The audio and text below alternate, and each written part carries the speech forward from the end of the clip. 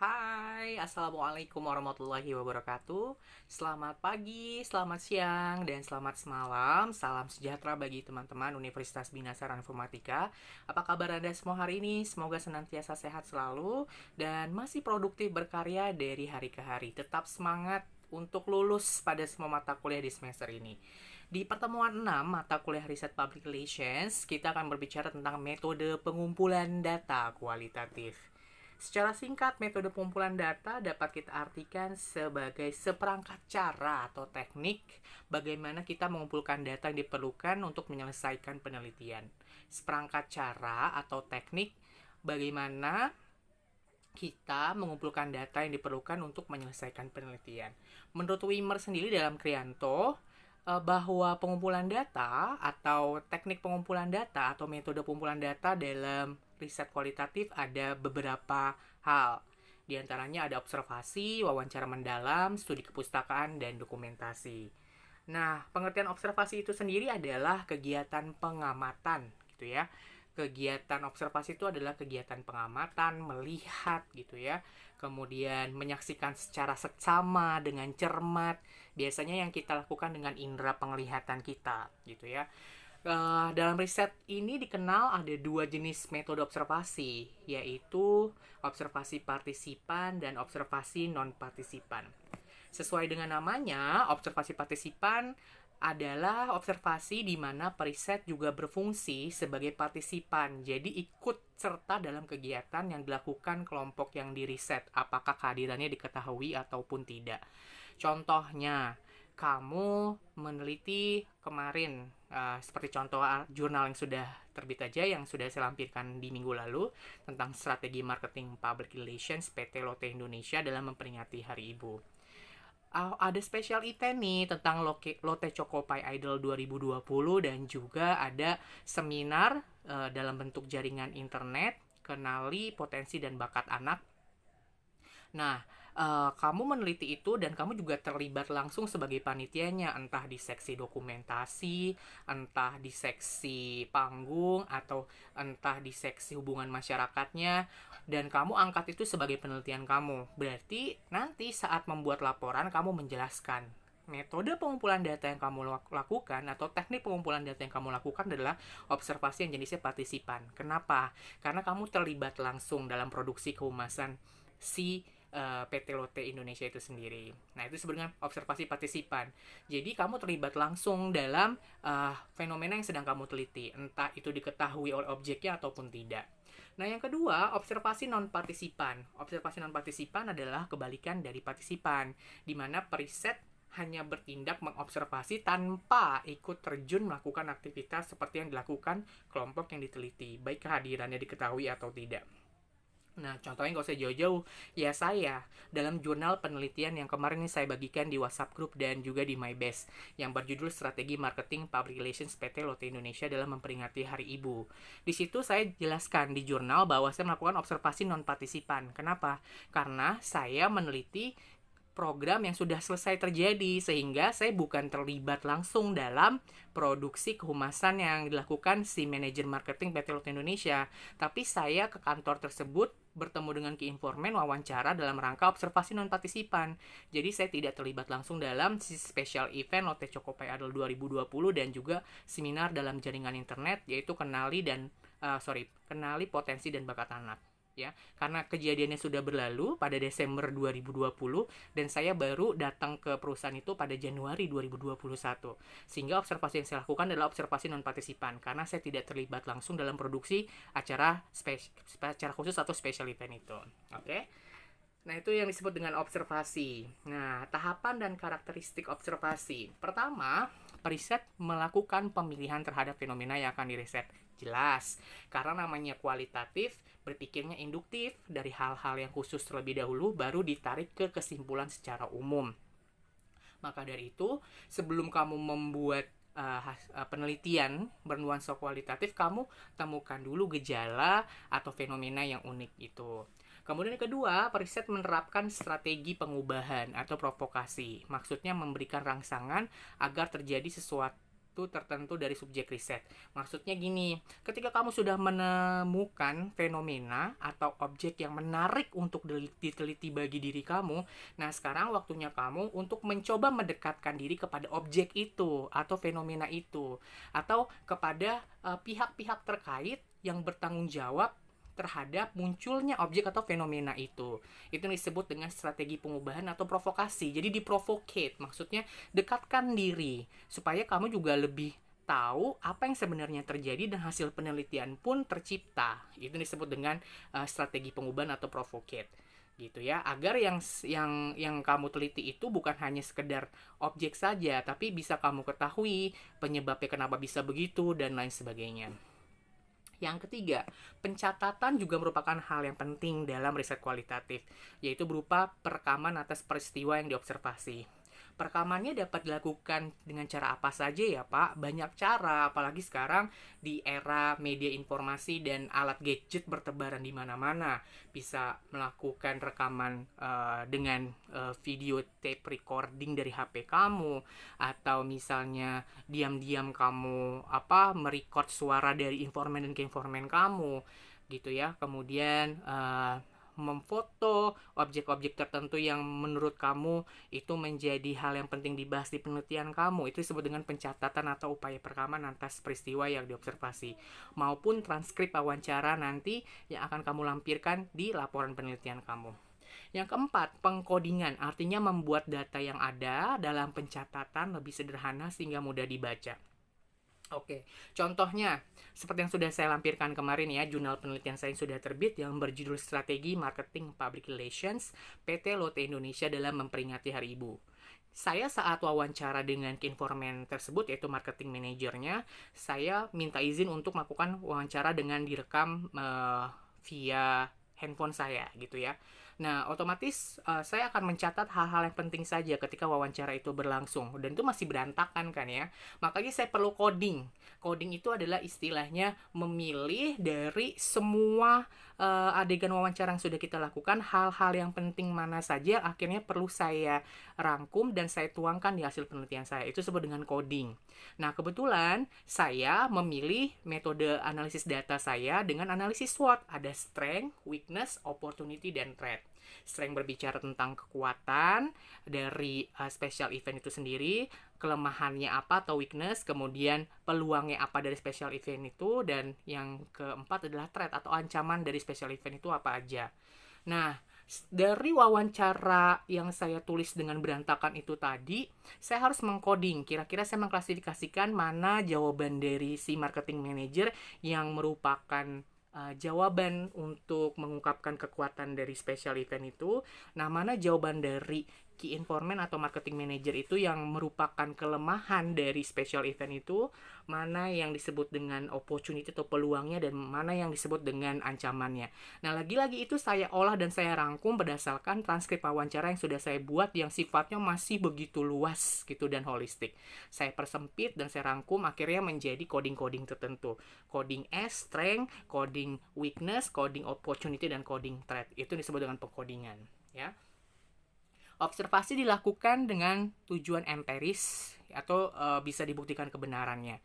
Jadi sesuatu yang dijelaskan secara empiris. Jadi jangan mentang-mentang kualitatif yang kamu bilang katanya sifatnya subjektif gitu, atau instrumen penelitiannya adalah penelitian sendiri, tapi yang kamu teliti pun juga harus logis dan dapat dibuktikan kebenarannya dan melalui sistematika tertentu, makanya disebut dengan empiris. Oke? Kemudian, instrumen observasi apa aja sih? Nah, seorang periset dalam menggunakan metode pengumpulan data, observasi biasanya dilengkapi beberapa instrumen pengumpulan data. Antara lain, ini biasanya yang dilakukan oleh riset-riset kuantitatif ya. Ini riset kuantitatif dulu, berarti yang menggunakan prosedur statistik. Mereka biasanya membuat kuesioner atau daftar pertanyaan yang harus diisi responden tertentu. Ada dengan sistem kategori. Sistem kategori itu misalnya ketika ada pertanyaan, jenis kelamin Anda apa? Laki-laki dan perempuan. Makanya kita sebagai responden nanti harus memberikan checklist di mana nih jenis kelamin kita, laki-laki atau perempuan. Kemudian pekerjaannya apa? Mahasiswa, guru, PNS, dosen, dokter, misalnya pegawai swasta dan lain-lain. Nah, itu disebut dengan sistem kategori. Kita tinggal memilih mana yang merupakan pekerjaan dari kita atau profesi kita. Itu umurnya itu yang disebut sebagai sistem kategori ya. Nah, yang kedua sistem skala.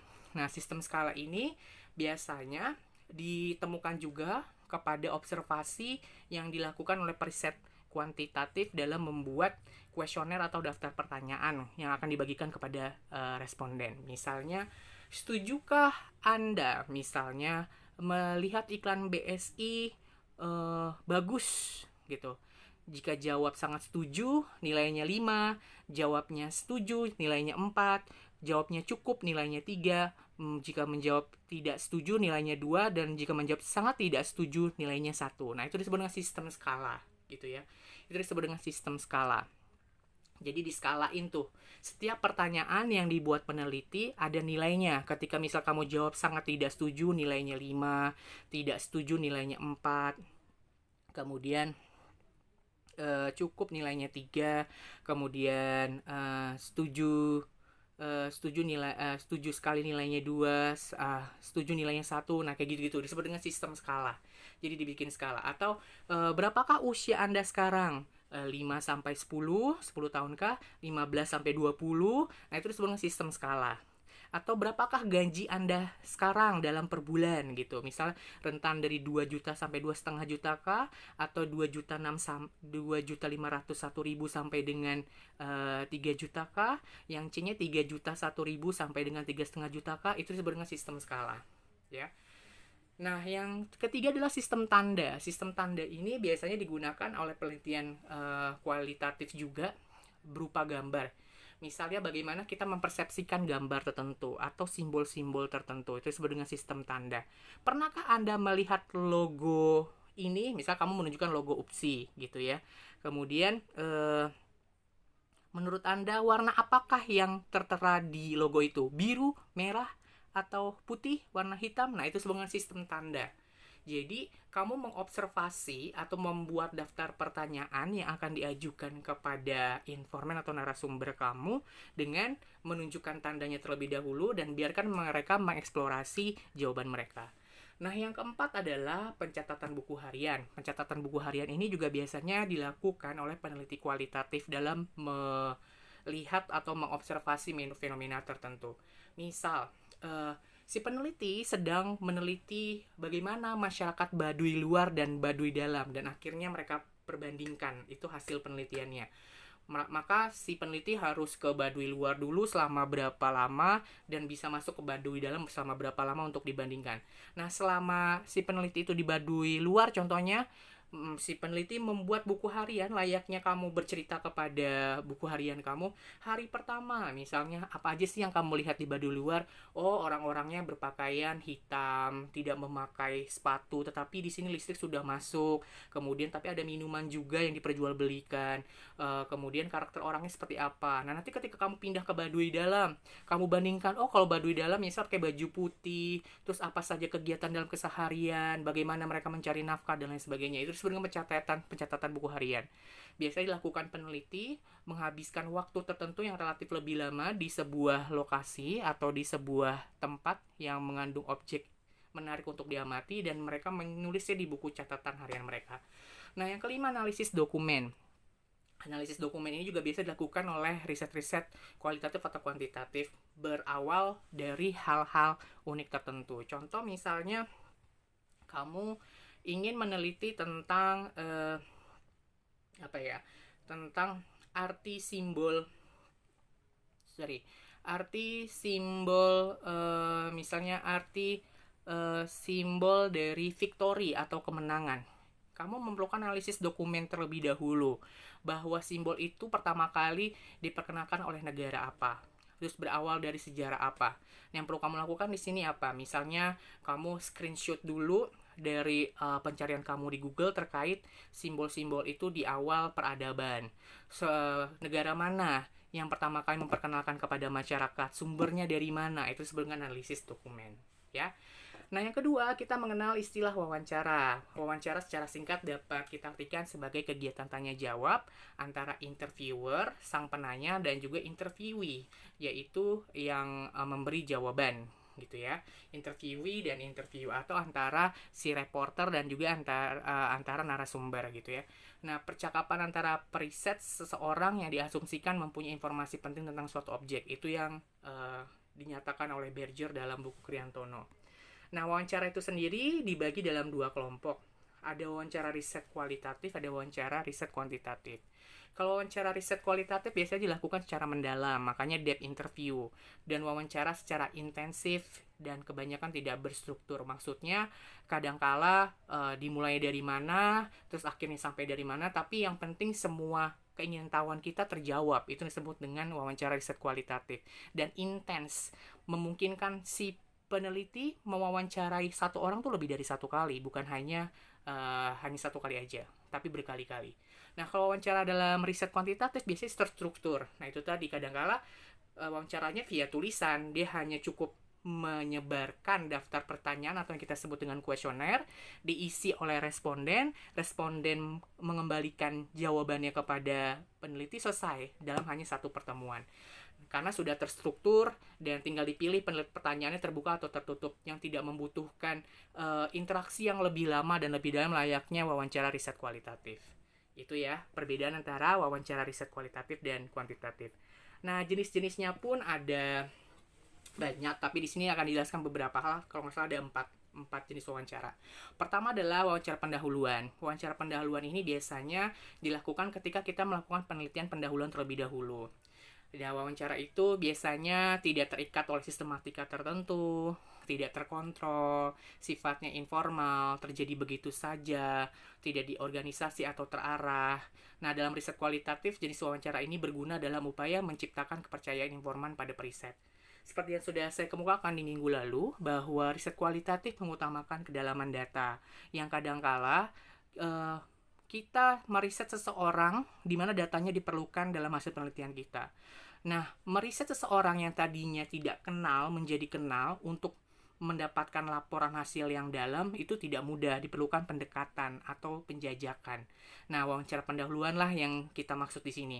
Upaya kamu berkenalan sama dia, jadiin temen dia dulu sebelum akhirnya kamu jujur mau meneliti dia, dan akhirnya dia mau membagi pengalaman uniknya untuk hasil penelitian kamu. Itu disebut dengan wawancara pendahuluan. Ya. Yang kedua, wawancara terstruktur. Wawancara terstruktur ini biasanya juga dilakukan oleh penelitian kuantitatif ya, yang berupa implementasinya ke daftar pertanyaan atau kuesioner yang akan dibagikan kepada responden. Ya, pertanyaan itu biasa diajukan pada responden dengan susunan secara sistematis, dimulai dari nomor 1 sampai dengan 10, dari hal-hal yang tidak kompleks menjadi lebih kompleks. Kemudian juga daftar pertanyaannya bisa terbuka atau tertutup. Kalau terbuka itu misalnya, bagaimana menurut Anda tentang sistem pembelajaran di BSI? Terus kamu isinya titik-titik aja. Nah, itu berarti mengeksplorasi pendapat narasumber, bebas untuk menjawab apa saja. Tapi kalau contoh pertanyaan tertutup, jenis kelamin, laki-laki atau perempuan. Nah, berarti responden hanya memilih salah satu. Kemudian umur di rentan yang berapa? 15 sampai 25, 26 sampai 30, 31 sampai 36, pilih salah satu. Nah, itu disebut dengan daftar pertanyaan tertutup. Nah, itu ciri-ciri dari wawancara terstruktur. Nah, yang ketiga, wawancara semi terstruktur.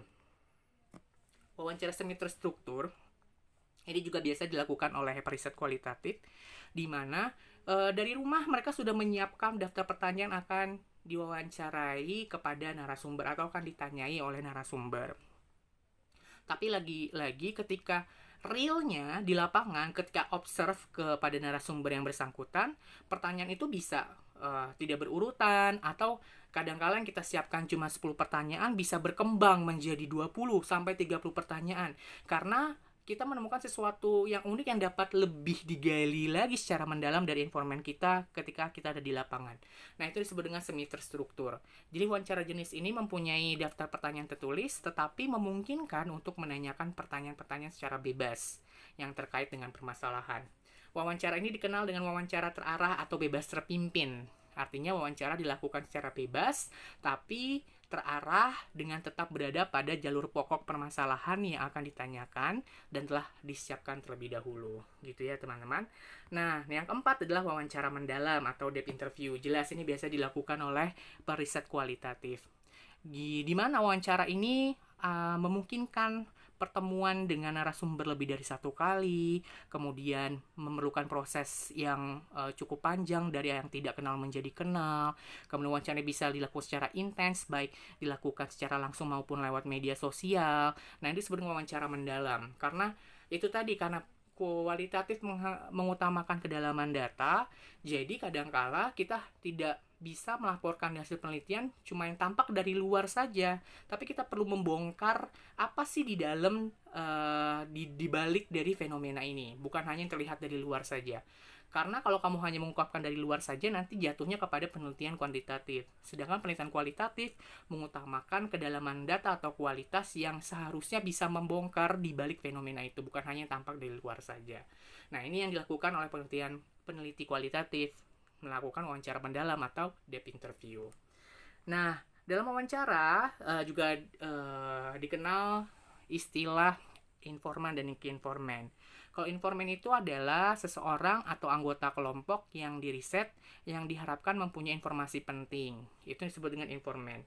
Kalau key informan, ingat ya ada kata key informan, berarti ada narasumber kunci, yaitu orang utama yang merupakan kunci diharapkan menjadi narasumber informasi atau informasi kunci dalam suatu penelitian. Entah karena dia pelaku dalam objek itu atau dia ahli dalam objek itu. Contohnya, merujuk kepada artikel penelitian saya kemarin, Strategi Marketing Public Relations PT Lotte Indonesia dalam memperingati Hari Ibu, siapakah yang saya jadikan key informant di situ? Yang saya jadikan key informant adalah si marketing manajernya. Kenapa? Karena marketing manajernya yang melakukan konsep marketing public relations di PT Lotte Indonesia. Dia yang tahu seluk-beluknya, dia yang tahu budgetnya, dia yang tahu ide tentang special event itu, dia yang tahu target audiens yang ingin disasar yang mana.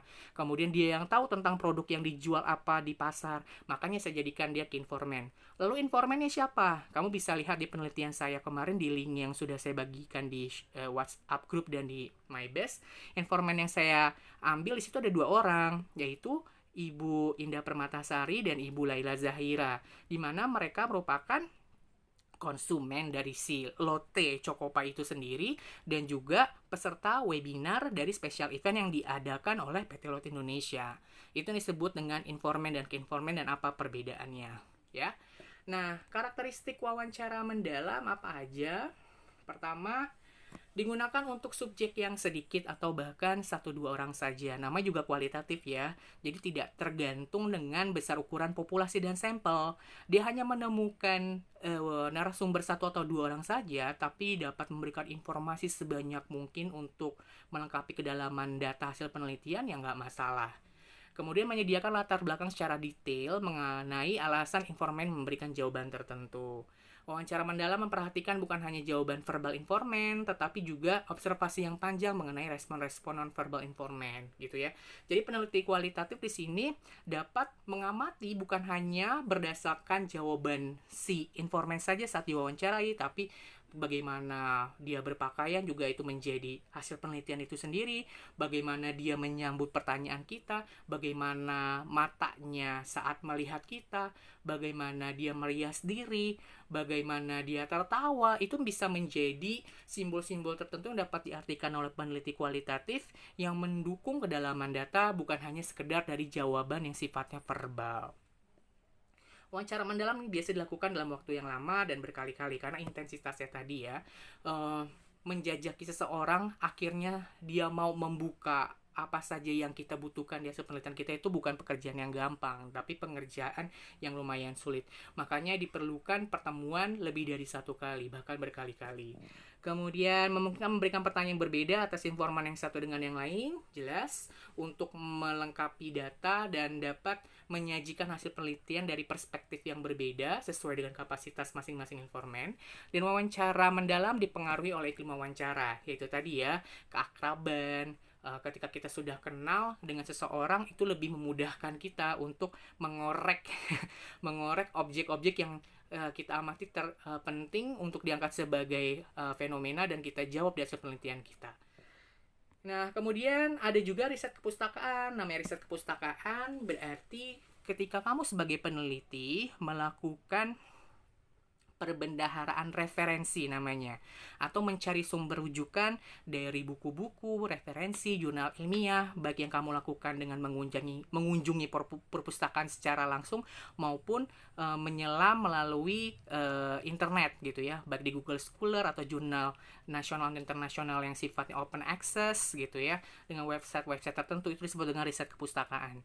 Jadi riset kepustakaan adalah mencari data atau riset melalui membaca jurnal ilmiah, buku-buku referensi, dan bahan-bahan publikasi yang ada di perpustakaan, baik perpustakaan online maupun perpustakaan offline.